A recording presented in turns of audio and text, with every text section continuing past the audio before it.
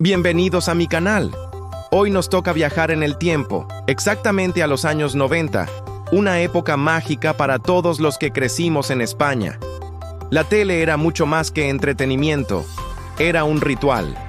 No existía Netflix, no existía HBO, ni podías darle al siguiente capítulo de forma automática. Tenías que esperar con paciencia a que llegara la hora de emisión. Y lo mejor de todo es que luego, al día siguiente, todo el mundo hablaba de lo que había pasado en esa serie. Así que hoy vamos a recordar las series retro que marcaron nuestra infancia y adolescencia. Dibujos animados, series juveniles, familiares, internacionales. Algunas os traerán una sonrisa, otras quizá un pellizco de nostalgia, pero todas forman parte de nuestra memoria colectiva. Empecemos con los dibujos animados, porque ahí todos compartimos momentos únicos. Dragon Ball, por ejemplo. El doblaje en catalán, en gallego, en euskera o en castellano tenía diferencias, y eso provocaba debates en los recreos.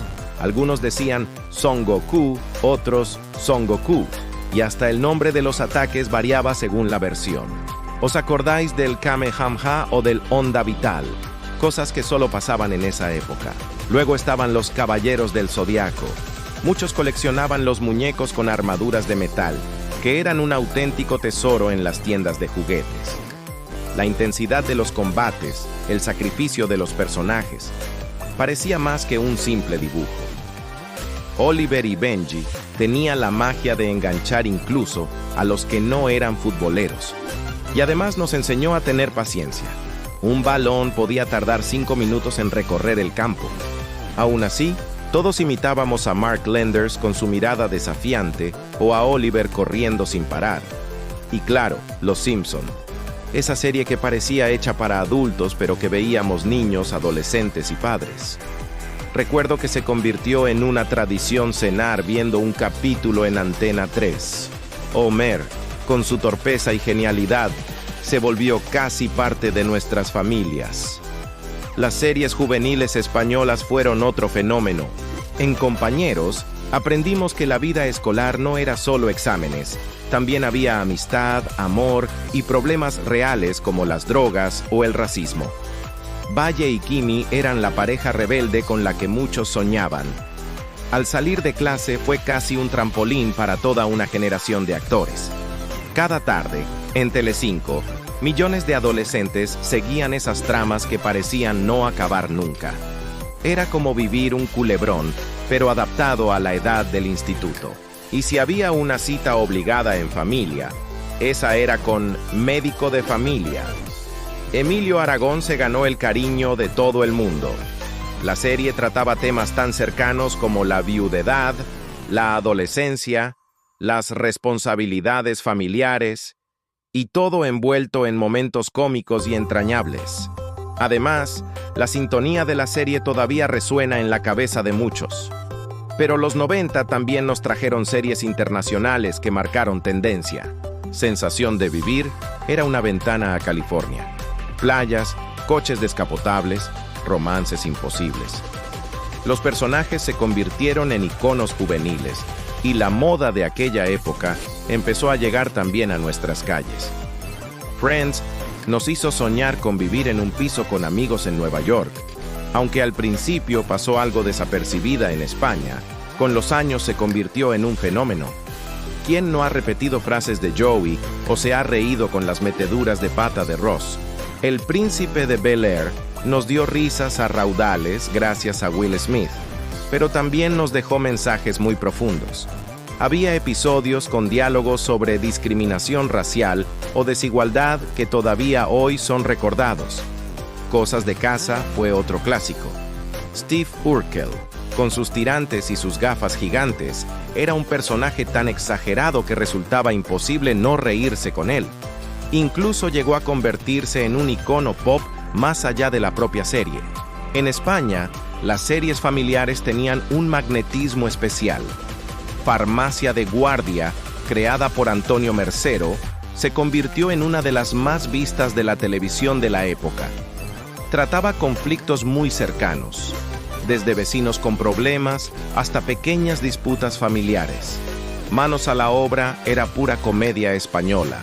Manolo y Benito eran los chapuzas más queridos del país, capaces de montar un desastre en cualquier obra, pero también de sacarnos una sonrisa en cada episodio. Y aunque llegó justo al final de los 90, Ana y los 7 empezó a marcar el cambio hacia las producciones de los 2000. Era un híbrido extraño entre comedia familiar y drama, pero logró enganchar a muchas familias frente a la tele. Más allá de los grandes éxitos, también hubo muchas otras series que completaban esa parrilla televisiva. Melrose Place, un spin-off de Sensación de Vivir, era más adulta y con mucho más drama, ideal para los que buscaban líos amorosos interminables. Paso a paso, Step by Step, nos mostraba cómo era convivir en una familia reconstruida, algo muy novedoso en esa época y que muchos veían como un reflejo de los cambios sociales. Expediente X fue, sin duda, un antes y un después para los amantes del misterio. Mulder y Scully se enfrentaban a conspiraciones y casos paranormales que nos dejaban con la boca abierta. Había capítulos tan inquietantes que luego costaba dormir. Walker, Texas Ranger, con Chuck Norris, era la dosis de acción que muchos esperaban. Golpes imposibles, villanos exagerados, pero un héroe que siempre salía vencedor. Y luego llegó Buffy, Cazavampiros, que combinaba acción, humor y romance, y además introdujo a muchos adolescentes en el mundo de la fantasía y lo sobrenatural. Era diferente, fresca y muy carismática. Algo curioso es cómo estas series no solo nos entretenían, sino que también nos influían culturalmente. Gracias a ellas adoptamos frases, gestos, modas e incluso formas de relacionarnos. Los patios de colegio se llenaban de imitaciones de Goku, partidos de fútbol que intentaban parecerse a Oliver y Benji, y hasta debates sobre si Chandler, de Friends, era el más gracioso o si Joey era el más tonto. Además, las series se convertían en un evento social. Toda la familia se reunía en el sofá, se apagaban las luces y se compartía ese momento. Hoy, con tantas plataformas, cada uno ve lo que quiere en su habitación y quizá hemos perdido ese pequeño ritual. Pero justo por eso recordamos los 90 con tanta nostalgia, porque la televisión nos unía. Y hasta aquí este repaso extendido por las series retro que todos veíamos en los 90 en España. Hemos pasado por los dibujos que nos marcaron, las series juveniles que nos hicieron soñar, los dramas internacionales, las comedias familiares. Y seguro que me he dejado muchas, porque la lista es enorme. Ahora quiero que me lo contéis vosotros. ¿Cuál era vuestra serie favorita de los 90? ¿Qué recuerdo os viene a la cabeza al pensar en esas tardes frente al televisor? ¿Erais más de dibujos animados, de comedias familiares o de intriga y acción? Antes de cerrar, quiero que nos detengamos en algo muy especial: las sintonías y canciones de las series de los 90. Porque no eran simples intros, eran auténticos himnos que todavía hoy somos capaces de cantar de memoria. El ejemplo más claro es la intro de Dragon Ball Z, que se escuchaba en el patio del colegio como si fuera un éxito de los 40 principales. Lo mismo con Los Caballeros del Zodiaco, que tenía esa melodía épica que te ponía en modo guerrero. Pero también las series españolas tenían lo suyo. ¿Quién no recuerda la sintonía de Médico de Familia o la de Farmacia de Guardia? Escucharlas hoy es como viajar directamente al salón de tu casa en los 90. Incluso series internacionales como El Príncipe de Bel-Air nos dejaron canciones imposibles de olvidar. Era más que una intro, era una carta de presentación. Muchas veces esperábamos al inicio del capítulo solo para cantar. Os propongo un reto. Cerrad los ojos un momento y pensad, ¿qué intro de los 90 os sabéis de memoria? Seguro que más de una os viene automáticamente a la cabeza. Y no podemos hablar de series sin hablar de la merchandising y los coleccionables que las rodeaban. Porque las series no se quedaban en la pantalla, se colaban en nuestros estuches, mochilas y habitaciones. Con Dragon Ball teníamos cromos, muñecos articulados, álbumes de Panini que todos queríamos completar. Con Oliver y Benji llegaron las camisetas de fútbol inspiradas en la serie. En el caso de Los Simpson, aparecían en todo: carpetas, bolígrafos, llaveros. Era imposible no tener algo de Homer o Bart. Las series españolas tampoco se quedaban atrás. Recuerdo revistas con entrevistas a los protagonistas de Al salir de clase o pósters que decoraban las habitaciones adolescentes. Ese fenómeno de coleccionismo también ayudaba a que habláramos más de las series con nuestros amigos. No era solo verlas, era compartir la pasión a través de objetos que hoy se han convertido en piezas de nostalgia pura. Otro detalle que marcaba la diferencia era la programación televisiva de los 90.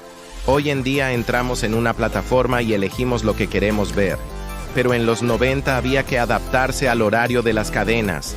Por ejemplo, los dibujos se emitían en la franja de sobremesa o a última hora de la tarde. Los sábados y domingos por la mañana eran un paraíso para los más pequeños, porque tenías horas de animación seguidas. Las series familiares se reservaban para las noches, porque la idea era reunir a todos frente al televisor. Farmacia de guardia se veía justo después de cenar, mientras que Médico de familia tenía su día fijo de la semana y nadie se lo quería perder. Eso generaba algo muy bonito, la sensación de que estabas viendo lo mismo que tus amigos y vecinos al mismo tiempo. Al día siguiente, en el colegio o en el trabajo, todo el mundo comentaba el capítulo. Era como un gran evento social. ¿No os parece curioso que antes nos adaptábamos al horario de la tele? ¿Y ahora la tele se adapta a nosotros? Son tiempos distintos, y cada uno tiene sus cosas buenas, pero ese sentimiento de comunidad era único. Además, no podemos olvidar las series menos conocidas, esas joyas que quizá no llegaron a tanto público, pero que tienen su rincón en la memoria de los 90. Algunos recordaréis El Gran Héroe Americano, con aquel protagonista que recibía un traje de superhéroe pero no sabía usarlo bien. O Primos Lejanos, con Balky y Larry, que nos enseñaba la convivencia entre culturas distintas con mucho humor. Otra joyita fue Príncipe de Bel-Air, compañera de programación. Cosas de marcianos, Third Rock from the Sun, con John Lithgow haciendo de un extraterrestre intentando adaptarse a la vida humana. Y no olvidemos Vivir con Mr. Cooper o Salvados por la Campana, que nos mostraban otra visión de la adolescencia americana. Estas series quizá no fueron tan gigantes como Friends o Sensación de Vivir, pero tenían su público fiel. Incluso en España hubo intentos de experimentar con formatos distintos, aunque muchos no duraron tanto, pero forman parte del mosaico de recuerdos de esa década. Y para terminar este bloque extra, quiero hablar de algo que quizá no siempre valoramos: el poder educativo y cultural de estas series. Los dibujos japoneses como Dragon Ball o Caballeros del Zodiaco nos introdujeron en la cultura del anime, que hoy en día es un fenómeno global. En los 90 era casi exótico, algo diferente a los dibujos americanos más sencillos. Las series juveniles españolas como Compañeros o Al salir de clase tocaron temas de actualidad que en muchos casos ayudaban a abrir debates en casa o en clase. Las series internacionales nos mostraban un estilo de vida distinto. Gracias a Friends o Sensación de Vivir, conocimos cómo era el día a día en Estados Unidos, con sus cafeterías, institutos y casas enormes. Y las familiares españolas, como Médico de familia o Farmacia de guardia, reforzaban valores de unión, amistad y convivencia. Nos reíamos, sí, pero también aprendíamos. Por eso estas series no solo nos entretenían, nos formaban sin que nos diéramos cuenta. Y quizá esa es la razón por la que, aunque pasen los años, todavía las recordamos con tanto cariño. Si os ha gustado este viaje nostálgico, dadle al me gusta, suscribíos al canal y activad la campanita para no perderos los próximos vídeos sobre la tele de nuestra infancia. Gracias por acompañarme y nos vemos en el próximo viaje al pasado televisivo.